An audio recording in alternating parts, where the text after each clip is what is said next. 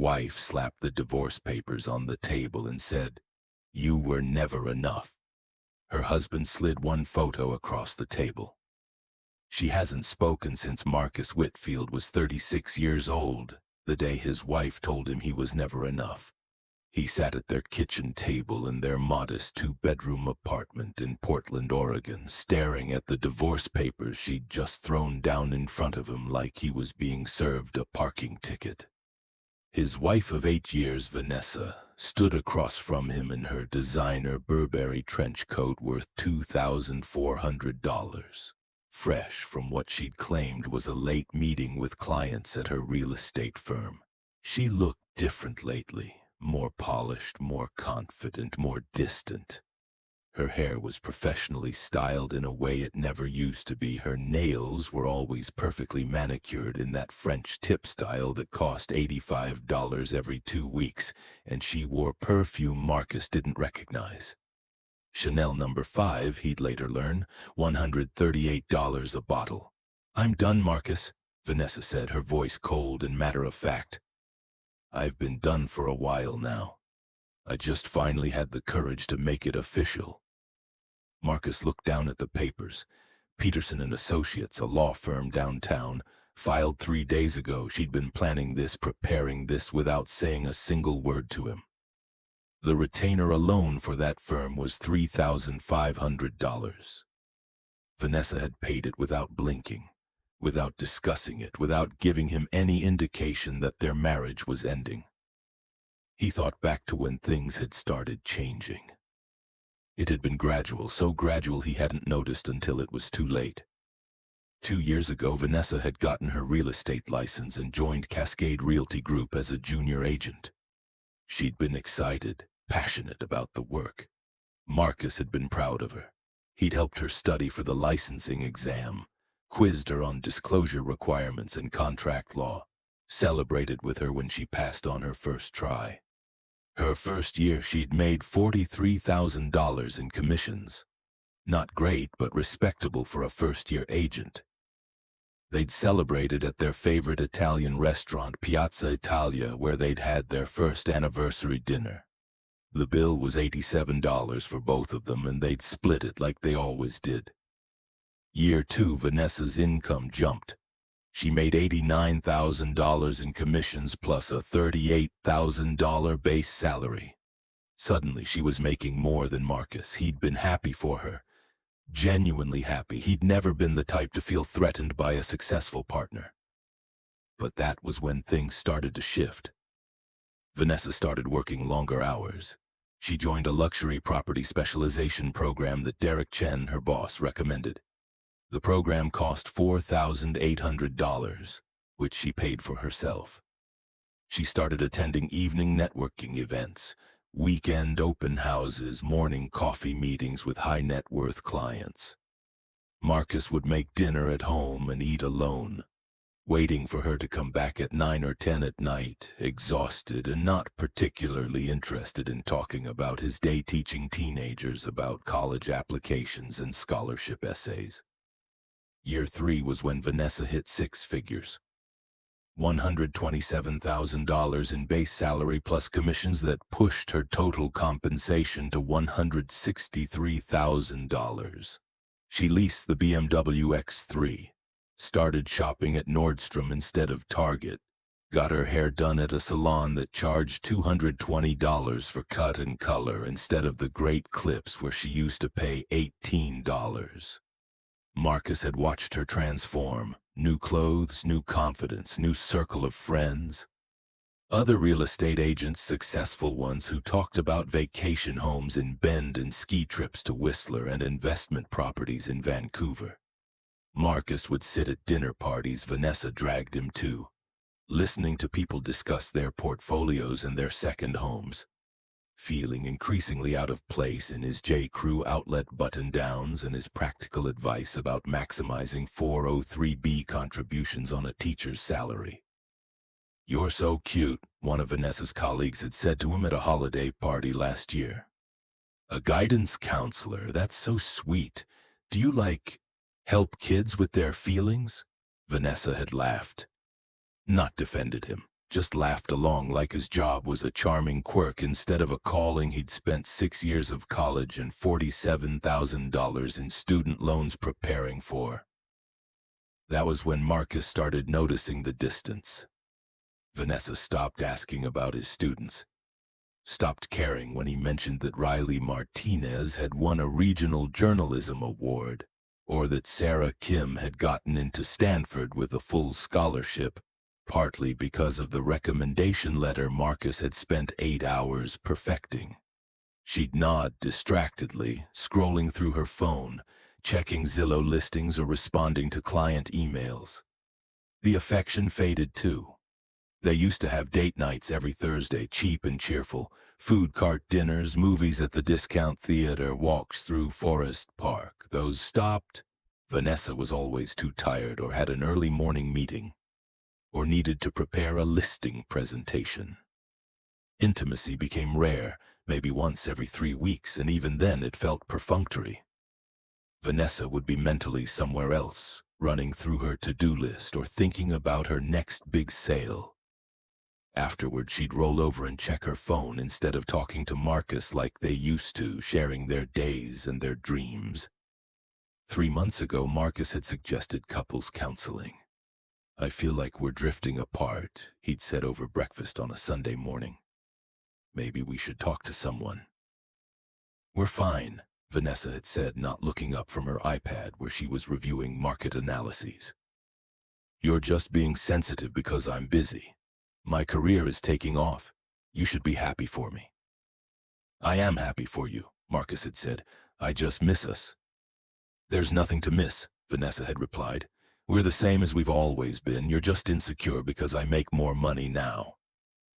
That had stung. Marcus had dropped the subject, but the comment had lodged in his brain like a splinter. Was she right?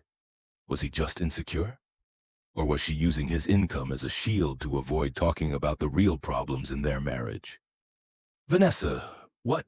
"Don't," she interrupted, holding up one perfectly manicured hand. "Don't ask me what's wrong or if we can work on it or any of that nonsense.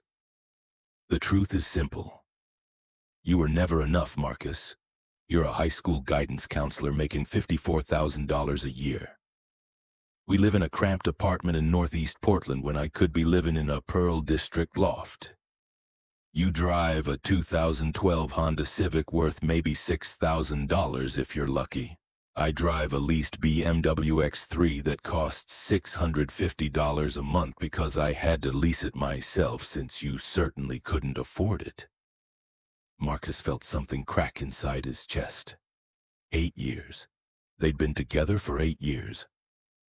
Met at Portland State University when they were both 24, married after 2 years of dating in a small ceremony at the Japanese garden that cost $3,500 total because that's all they could afford. "I supported you through real estate school," Marcus said quietly. "I paid for your licensing courses. That was $1,200 in fees and classes." "And I've more than paid you back," Vanessa snapped.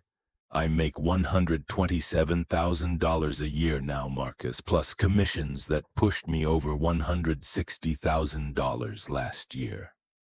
I'm the breadwinner in this relationship. I'm the one with ambition, with drive, with a future.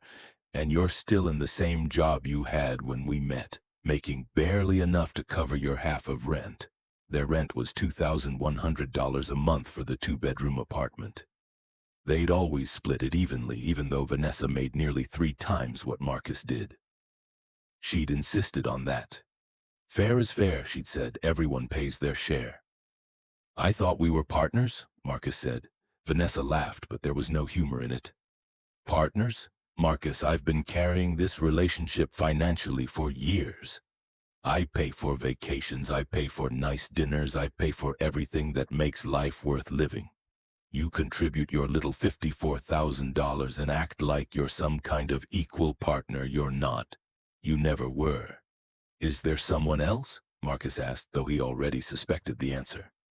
Vanessa's eyes flickered, just for a second, but Marcus caught it. "That's not relevant," she said. "What's relevant is that I want out. The papers are standard. We split our individual assets. You keep your pathetic savings account with your $8,000 in it. I keep mine. No alimony because Oregon is a no-fault state and we haven't been married for 10 years. Clean break, you have 30 days to respond. She turned to leave. Vanessa, Marcus said softly, before you go, there's something you should see. She turned back, impatient. What? Marcus reached into his messenger bag. The worn canvas one Vanessa always made fun of, saying it made him look like a struggling grad student. He pulled out a single photograph and slid it across their kitchen table.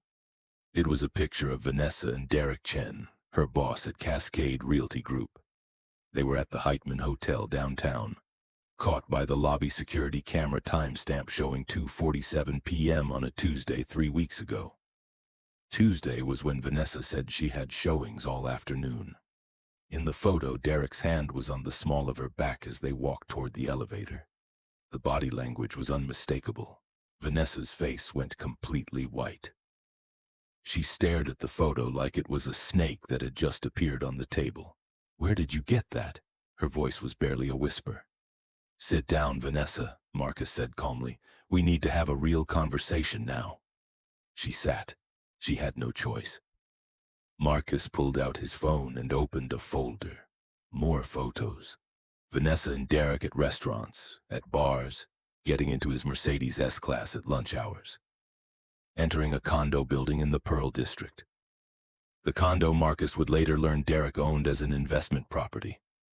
14 photos total, collected over the past 6 weeks. You hired a private investigator, Vanessa's voice shook. I didn't have to, Marcus said. I have a student, Riley Martinez, smart kid, 17 years old, wants to be a journalist, has been following his passion for photography.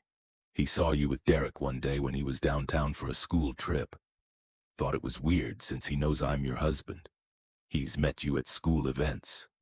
So he started documenting it.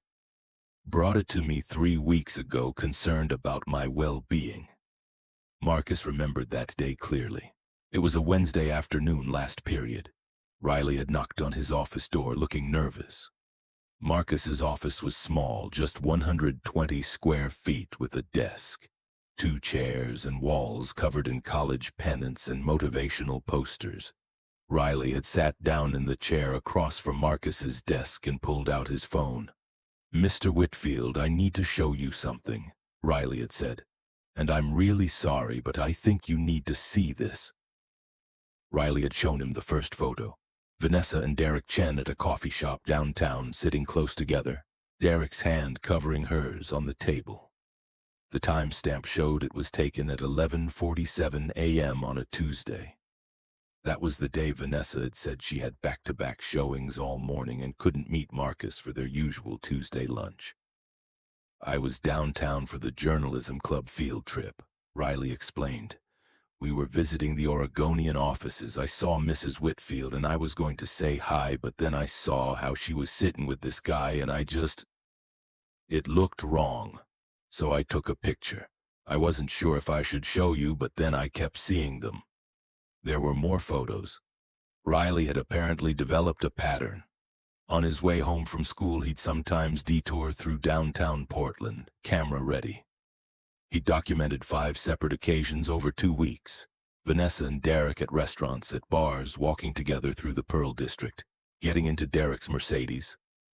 I looked him up, Riley had said. Derek Chen. He's the co-owner of Cascade Realty Group. That's where Mrs. Whitfield works, right? And he's married. I found his wife on Facebook, Patricia Chen. She's a lawyer. They have 2 kids. Marcus had felt his world tilt.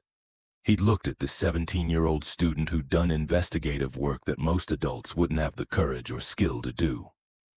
Why did you keep following them? Marcus had asked. Because you helped me, Riley had said simply. Last year when my parents were getting divorced and I was failing half my classes and I wanted to drop out. You're the one who sat with me every day during lunch period and helped me get back on track. You wrote my college recommendation letters. You helped me get into U of O's journalism program with a scholarship. You believed in me when nobody else did. So when I saw this, I knew I had to help you, even if it hurt. Marcus had been quiet for a long moment. Thank you, Riley. This must have been difficult for you. Are you going to confront her? Riley had asked. Eventually, Marcus had said. But not yet. I need to think about this strategically. Over the next 2 weeks, Riley had continued documenting. He'd taught Marcus how to access the iCloud backup from Vanessa's iPad, which was registered under their shared family plan. He'd shown Marcus how to export text messages, how to save them as PDFs with timestamps intact, how to organize evidence in a way that would be legally admissible if needed. My mom's divorce lawyer told her that documentation is everything, Riley had explained. Text messages, photos, receipts, everything with dates and times. You need to build a case. And Marcus had. Methodically. Carefully. He'd accessed Vanessa's credit card statements from their shared Dropbox folder where she kept them for tax purposes. He'd found charges at the Heitman Hotel, at expensive restaurants he'd never been to, at wine bars in the Pearl District. One charge stood out, $347 at the Heitman Hotel, posted at 2:47 p.m. on a Tuesday. Vanessa had told him she was showing houses all afternoon that day. Marcus had called the Heathman pretending to be verifying a business expense. The helpful front desk clerk had confirmed that the charge was for a junior suite, booked from noon to 4 p.m. 4 hours. In the middle of a workday, while Marcus had been at school teaching juniors about financial aid applications and helping seniors with their college essays. The text messages had been the worst part. Marcus had exported them all, saved them to a secure folder on his laptop. Messages between Vanessa and Derek that went back 8 months. 8 months of planning meetups, of explicit conversations, of Derek promising to leave his wife once Emma graduates high school in June, of Vanessa complaining about her dead-end marriage to a guidance counselor who'll never amount to anything. One message thread had particularly gutted Marcus. Vanessa to Derek. He wanted to go to couples counseling. Can you imagine? Like talking about our feelings is going to make him less boring or make more money. I told him we're fine. He's so pathetic he believed me. Derek's response. Just hold on a little longer. Emma graduates in 3 months. Then I'll tell Patricia I want a divorce. We'll be together by summer. You can quit Cascade and we'll start our own boutique agency, just the two of us. High-end properties only. We'll make millions. Vanessa. I can't wait. I'm so tired of pretending to care about his day or his students or his little guidance counselor dramas. He's so proud of helping some kid get into college like that's some major accomplishment. Meanwhile, I'm closing 6-figure deals and he thinks we're equals. Marcus had read that exchange 3 times. Then he'd closed his laptop and sat in the darkness of his brother's spare room where he'd been staying, and he'd cried. Not because his marriage was over, he'd already accepted that, but because the person he'd loved for 8 years had never actually respected him, had never valued what he did, had never seen him as an equal partner. Marcus pulled out more documents, printed text messages. He watched Vanessa's eyes widen as she recognized her own words. Riley is also very good with technology, Marcus continued. When you left your iPad at home last month and it kept chiming with messages, I noticed they were synced with your phone. I didn't read them then. But Riley showed me how to access iCloud backups. Legal in Oregon as long as it's a shared marital device, which your iPad is since it's registered to our shared Apple family plan. The messages were explicit. Vanessa and Derek planning meetups, discussing how to hide the affair. Derek promising to leave his wife Patricia once his daughter graduated high school in June. Vanessa saying she'd divorce the deadbeat guidance counselor once she figured out the finances. One message made Marcus's jaw clench even now. Vanessa to Derek. He's so pathetic, thinks he's contributing to our life. I can't wait to be free of him and actually live the life I deserve with someone who matches my ambition. I can explain, Vanessa started. No, Marcus interrupted. His voice was still calm, eerily calm. You can't, but I can explain some things to you. Would you like to know what happens next?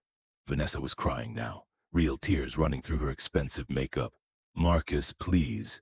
It was a mistake. I'll end it. We can go to counseling. Derek Chen is married to Patricia Chen, Marcus said, ignoring her. They've been married for 22 years. They have 2 children. Emma, who's 17 and will graduate high school in 3 months, and Michael, who's 14. Patricia Chen is a family law attorney at Morrison & Krauss LLP. She specializes in high-asset divorces and has a reputation for being absolutely ruthless. Marcus pulled out another document. This morning I sent Patricia Chen a complete dossier.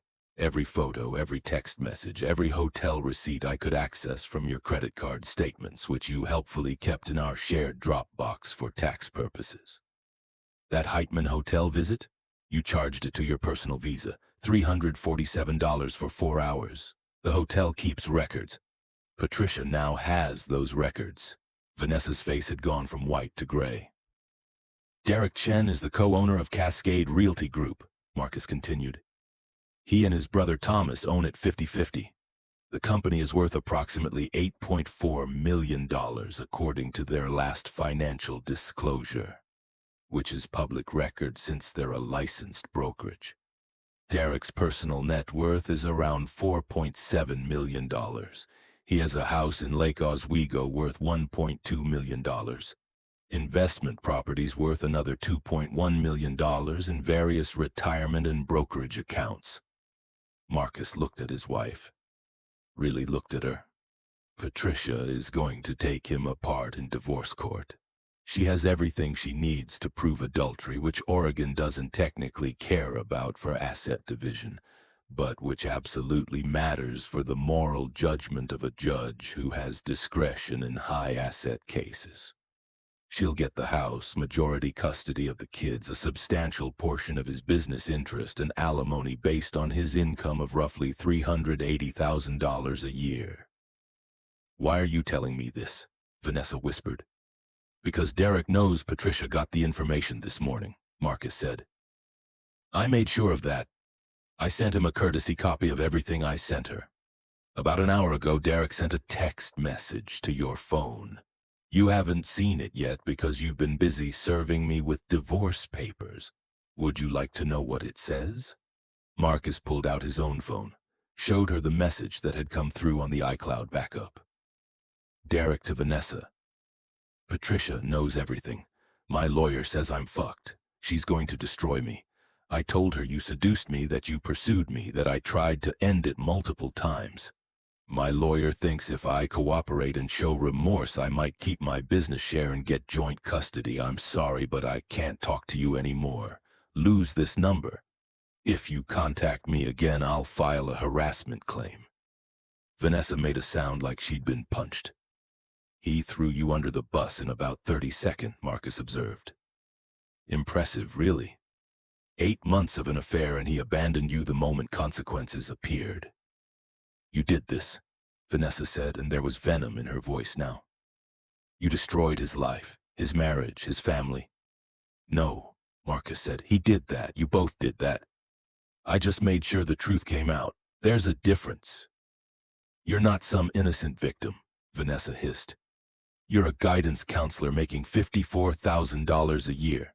You were never going to give me the life I wanted. Derek could. He was going to leave Patricia. We were going to be together. We were going to live in his Pearl District condo, and I was going to quit Cascade and start my own boutique agency. He promised me. He lied, Marcus said simply. Men like Derek don't leave their wives for their mistresses, especially not when their wives are family law attorneys who know where all the money is hidden. Vanessa stood up abruptly. I'm leaving. This conversation is over. Sit down, Marcus said. There was steel in his voice now. We're not done.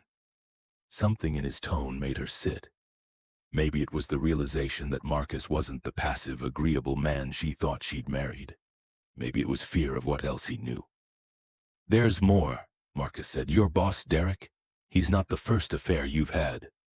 Vanessa's eyes widened. What are you talking about? 3 years ago, Marcus said. You went to that real estate conference in Seattle. Remember? The one where you said you were networking?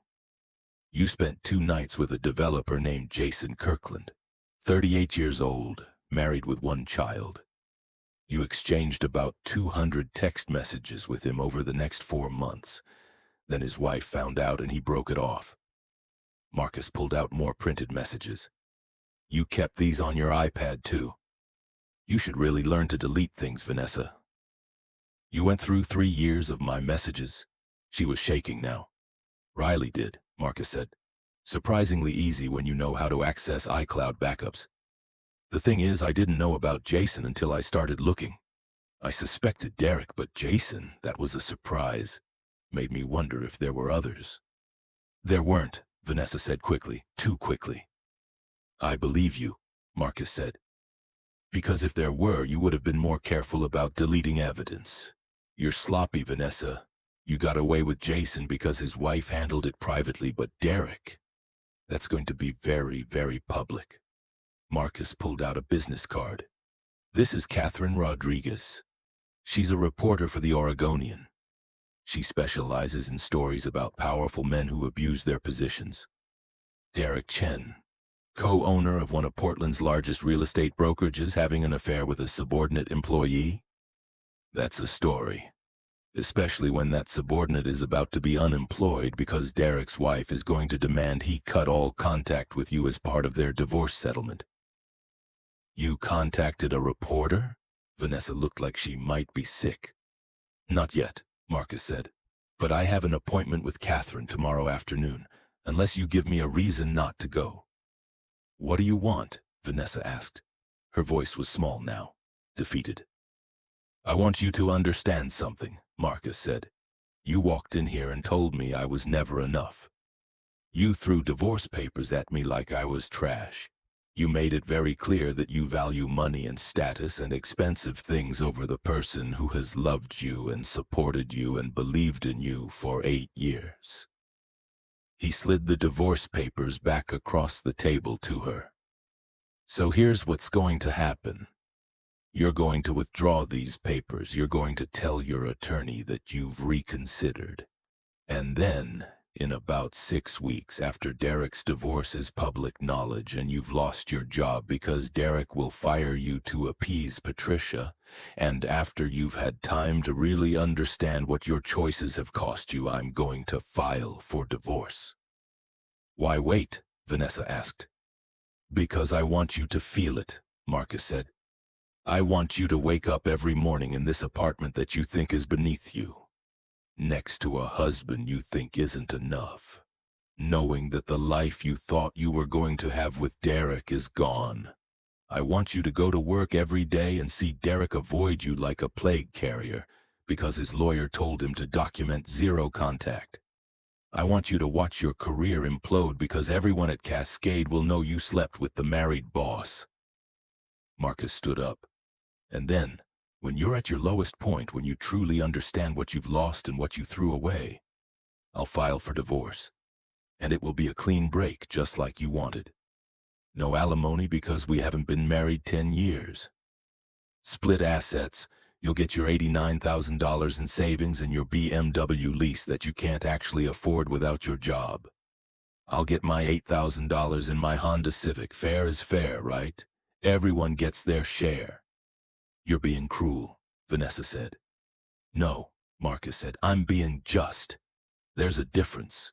Cruel would be showing these photos to your parents, your father who's so proud of your real estate success, your mother who thinks we have the perfect marriage. Cruel would be posting them on social media or sending them to all your professional contacts. Cruel would be ruining you the way you were planning to discard me. Marcus walked to the door of their apartment. I'm going to my brother's place for a few days. You'll stay here. You'll think about what you've done. And in 6 weeks, when Derek's divorce is finalized and you're selling luxury homes again because Patricia Chen will make sure Derek sells his share of the business to his brother and leaves town, we'll have our final conversation. Where did you get all this information? Vanessa asked. About Derek's finances, about his business, about Patricia's plans. I'm a guidance counselor, Marcus said. I help students navigate their futures. I research colleges, careers, financial aid. I know how to find information. Corporate filings are public record. Real estate holdings are public record. Court documents are public record. And Patricia Chen, she called me yesterday after I sent her the dossier. We had a very interesting conversation. She's actually a very nice woman. She thanked me for my honesty. She said Derek had been acting strange for months, and she suspected something but couldn't prove it. I gave her all the proof she needed. The conversation with Patricia Chen had been one of the strangest experiences of Marcus's life. He'd sent her the complete dossier on a Sunday evening. Photos, text messages, credit card receipts, hotel records. Everything organized chronologically in a 47-page PDF document that Riley had helped him compile. Patricia had called him Monday morning at 7:23 a.m. Marcus had been in his car in the school parking lot preparing for his first meeting of the day with a student applying for early decision to Columbia. Mr. Whitfield, this is Patricia Chen, Derek Chen's wife.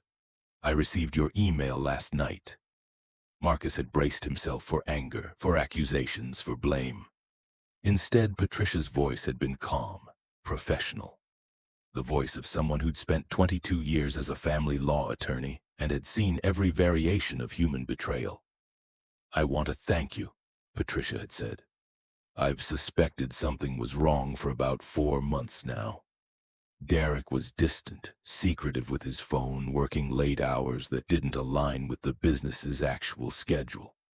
I checked our credit card statements, but he'd started using a separate card I didn't have access to.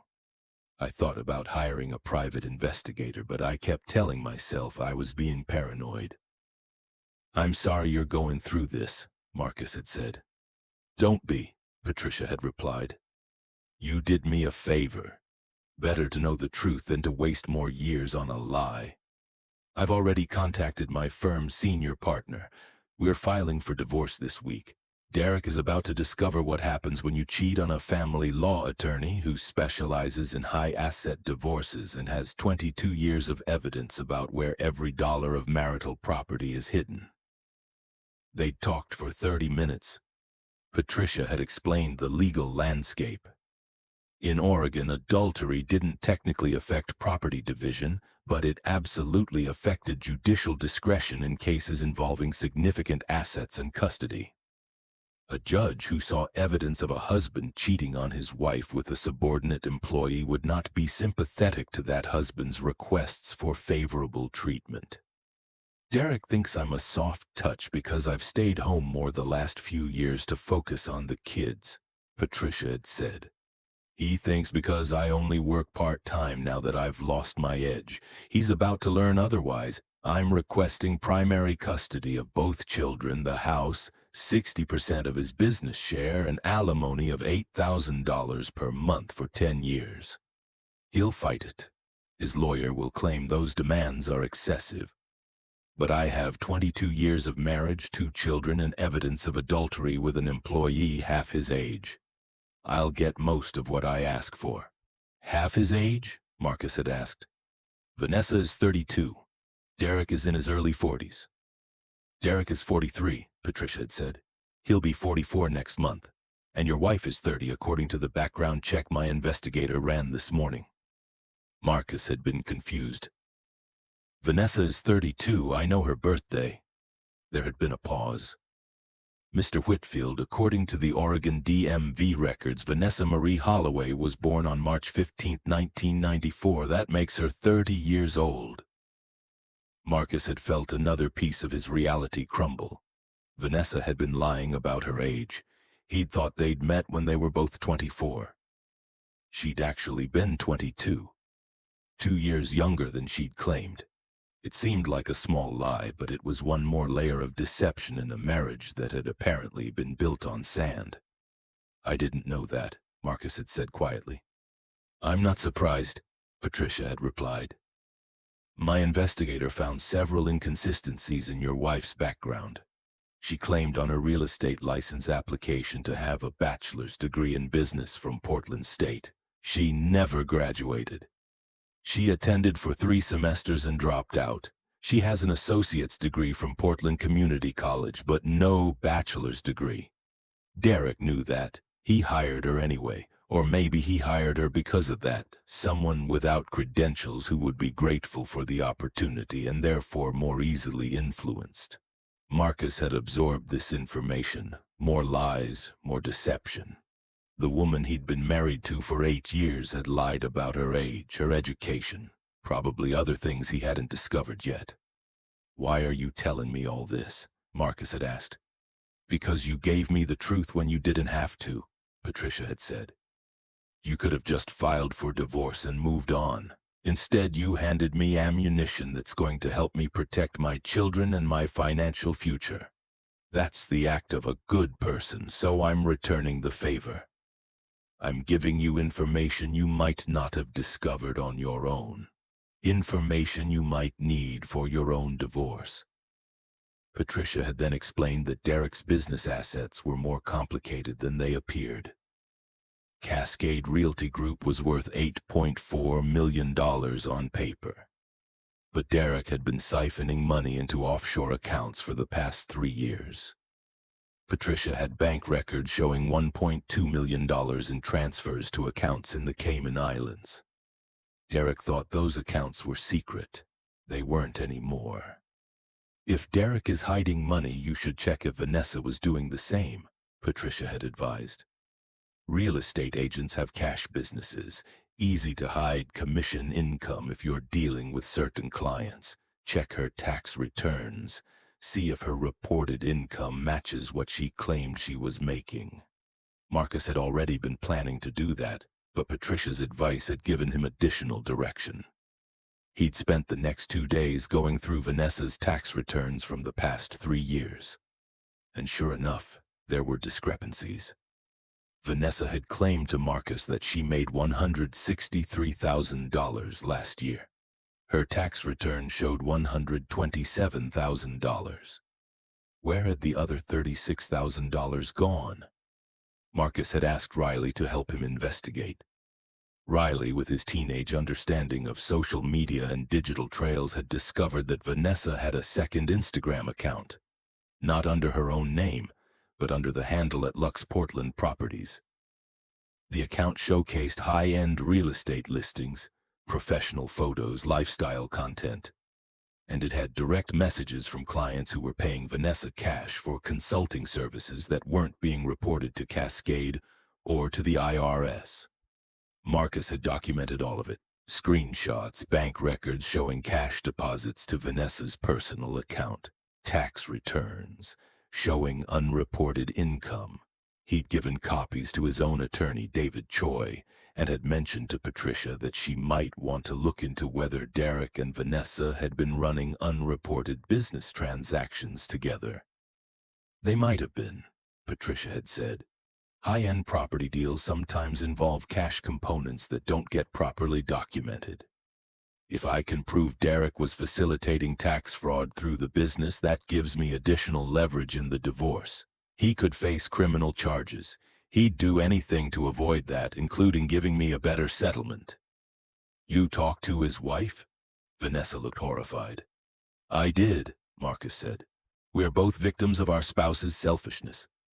We both deserve better.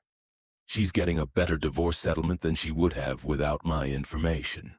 I'm getting the truth out before I waste any more years on someone who thinks I'm not enough." Marcus opened the door. 6 weeks, Vanessa. Use that time wisely.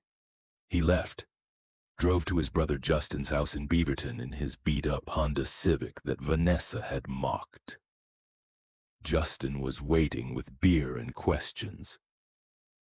"You really did all that?"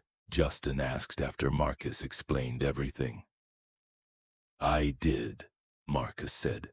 "That's cold, man," Justin said, but he was smiling. "I didn't know you had that in you." "Neither did I," Marcus admitted.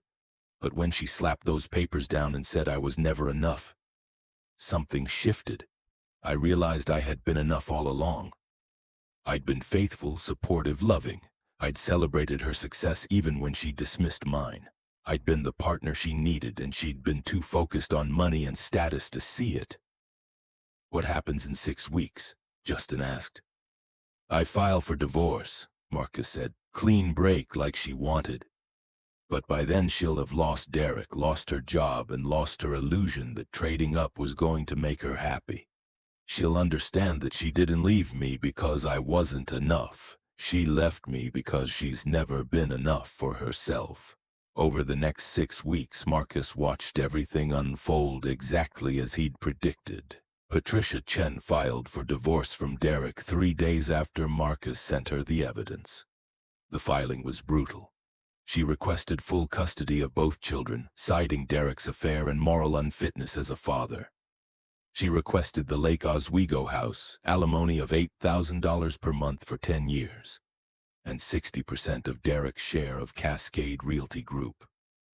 Derek's lawyer tried to fight it, but Patricia had 22 years of marriage and 2 children, and evidence of adultery with a subordinate employee.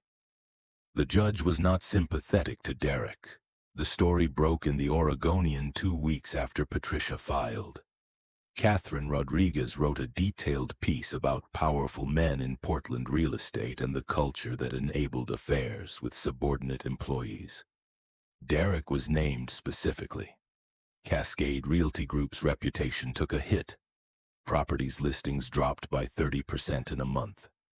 Derek's brother Thomas, protecting the business, forced Derek to sell his 50% share. Thomas bought it at a discount, 65 cents on the dollar, because Derek needed liquidity for his divorce settlement and had no leverage. Derek walked away with $2.7 million before taxes and legal fees. Patricia got the house, primary custody, with Derek getting supervised visits until the children turned 18, and $8,000 a month in alimony. And Vanessa. She was fired from Cascade Realty Group exactly 19 days after Marcus left the apartment. Thomas Chen personally delivered the news. The affair with his brother had created a toxic work environment and legal liability. She was given 2 weeks severance and shown the door. Marcus knew all this because Riley Martinez, his student journalist, was following the story with the dedication of someone who'd learned that real reporting meant tracking multiple sources. Riley would graduate in 3 months and had already been accepted to the University of Oregon's journalism program with a partial scholarship. Marcus had written one of his recommendation letters. On day 42, Marcus returned to the apartment.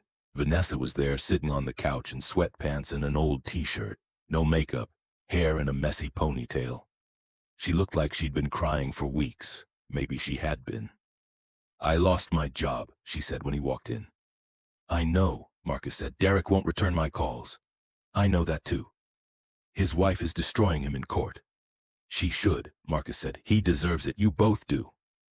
Vanessa looked up at him. "I'm sorry, Marcus. I'm so sorry. I was wrong about everything. You were always enough, more than enough. I was the one who was never enough.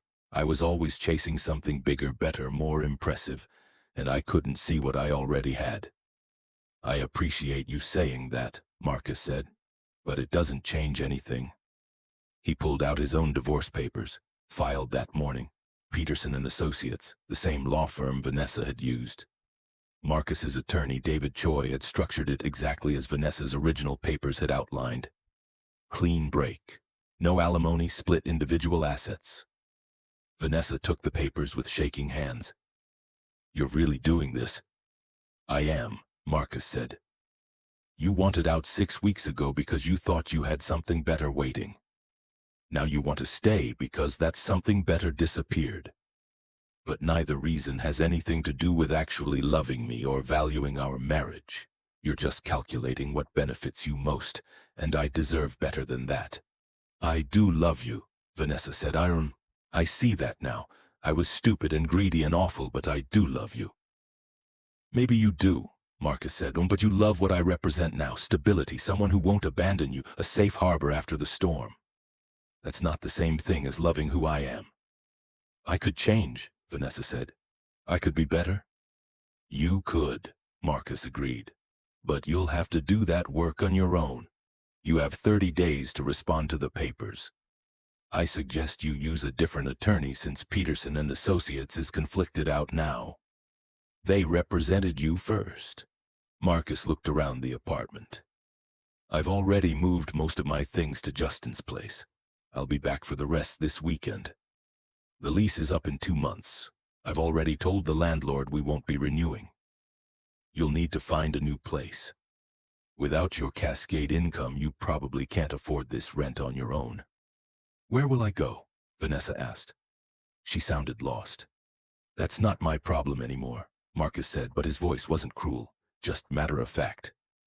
You're a licensed real estate agent. You'll find work somewhere. Maybe not at a top firm given how you left Cascade, but there are smaller brokerages that will hire you. You'll rebuild your career. You'll learn from your mistakes. And maybe eventually you'll find someone who you'll value for who they are instead of what they can provide. What about you? Vanessa asked. What will you do? I'll keep being a guidance counselor, Marcus said. Helping students figure out their futures, making $54,000 a year, driving my Honda Civic, living within my means. And I'll be happy doing it because I'll know that I'm enough exactly as I am. Marcus walked to the door one final time. Goodbye, Vanessa. I genuinely hope you find what you're looking for, but I hope you find it in yourself instead of in someone else's bank account. He left, didn't look back. The divorce was finalized 60 days later. Vanessa signed the papers without contesting anything. She moved into a studio apartment in Gresham, cheaper rent at $950 a month. She got a job at a small boutique real estate agency in Selwood, making about $68,000 a year with commissions. Far cry from the $127,000 base salary at Cascade, but she was working her way back. Marcus heard through mutual acquaintances that she'd started therapy, that she was working on understanding why she'd always equated worth with wealth, success with salary, that she was trying to become someone who valued character over credentials. He hoped it was true, he genuinely did, because despite everything, he didn't hate Vanessa. He just couldn't be married to her anymore. 6 months after the divorce was finalized, Marcus was at a school function. Riley Martinez was graduating, and several teachers had been invited to the ceremony. Riley's aunt was there, a woman named Catherine who taught art at a community college. She was funny, warm, and completely unimpressed when Riley mentioned Marcus was a guidance counselor. "That's nice," she said. "Do you like what you do?" "I do," Marcus said. "It's not glamorous or high-paying, but I help students figure out who they want to be. That matters to me." "That's actually beautiful," Catherine said. "I teach art to non-majors who think they can't be creative. Helping people discover their potential, that's important work. Doesn't matter what the salary is." They talked for 2 hours, exchanged numbers, went to coffee 3 days later, started dating a month after that. Catherine made $52,000 a year teaching community college art. She drove a 2010 Subaru Outback worth maybe $5,000. She lived in a 1-bedroom apartment in St. John's with her cat Pablo Picasso because she thought it was hilarious to name a cat after a famous artist. She didn't care that Marcus was a guidance counselor, didn't care about his salary or his old car or his modest savings account.